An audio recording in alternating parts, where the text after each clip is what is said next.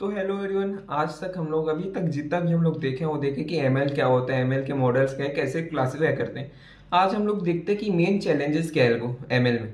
तो अगर हम लोग कोई भी मशीन लर्निंग एल्गोरिदम बनाते हैं, पहले हम लोग लेते हैं डेटा, डेटा को करते हैं फिट, एक हम लोग मॉडल चूज करते हैं, उसमें फिट कर देते हैं। तो यहाँ मेन चैलेंजेस आ सकते हैं बस दो जगह, या डेटा खराब हो गया हम लोग का, या जो हम लोग डेटा के लिए जो एल्गोरिदम चूज किए वो हम लोग खराब चूज किए। तो आज हम लोग देखते हैं कि डेटा कैसे खराब हो सकता है, क्या डेटा का पूरा वो है।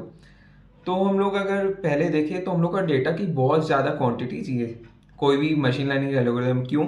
मान लो कि एक एग्जांपल लेते हैं, कोई बच्चा है, कोई बच्चा को अगर हम लोग एक एप्पल दिखाते हैं और उसको बोलते हैं कि एप्पल है, ग्रीन का भी हो सकता है, रेड कलर का भी हो सकता है, ऐसा शेप है, तो वो सीख जाता है और बेसिकली हम लोग नया एग्जाम्पल देते हैं, उसको अच्छे से प्रेडिक्ट कर पाते हैं। पर क्या होता है कि मशीन लर्निंग मॉडल्स को एक सिंपल सा टास्क करने के लिए भी बहुत सारे ट्रेनिंग एग्जाम्पल्स लगते हैं, थाउजेंड और थाउजेंड। और मान लो कि अगर कुछ तगड़ा काम दे दिए जैसे कि स्पीच रिकॉग्निशन या इमेज रिकॉग्निशन, तो उसमें हम लोग को बिलियंस ऑफ ट्रेनिंग डेटा देना पड़ता है उसको अच्छा प्रेडिक्ट करने के लिए। तो बेसिकली वही था, एक गूगल, एक माइक्रोसॉफ्ट ने रिसर्च पब्लिश की थी, उसमें क्या किया था गया था कि हम लोग का एक डेटा था।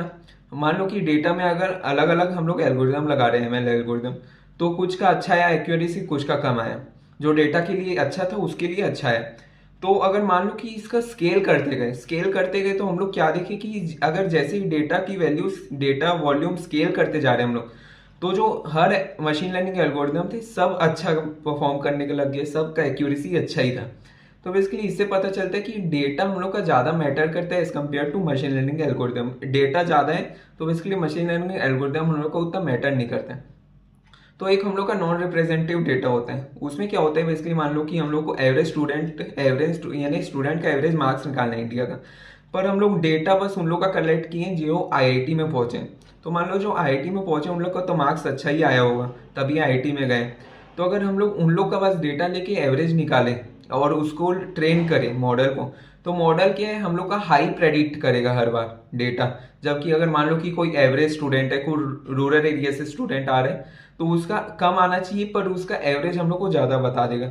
तो इसको बोलते हैं नॉन रिप्रेजेंटेटिव डेटा। जैसे कि ट्रेनिंग डेटा जो है, जहाँ हम लोग को जनरलाइज करना है data average student of India के लिए, जिन लोग का average marks of student in India, तो वो जनरलाइज नहीं हो पा रहा है, वो गलत है। तो इसी को बोलते हैं पुअर क्वालिटी ऑफ डेटा। तो बेसिकली हम लोग मान लो कि अगर क्वालिटी खराब है तो हम लोग का एमएल मॉडल अच्छे से प्रेडिक्ट भी नहीं कर पाएगा। तो बेसिकली हम लोग क्या करते हैं कि अगर मान लो कि हम लोग का जो डेटा है, डेटा में बहुत सारे आउटलायर्स है, तो हम लोग उसको रिमूव करने की कोशिश करते हैं। मान लो कि बहुत सारे एम्प्टी हम लोग के फीचर्स है, तो हम लोग क्या करते हैं कि उसमें एवरेज या मीडियन वैल्यू डाल देते हैं हटाने के लिए। Thank you.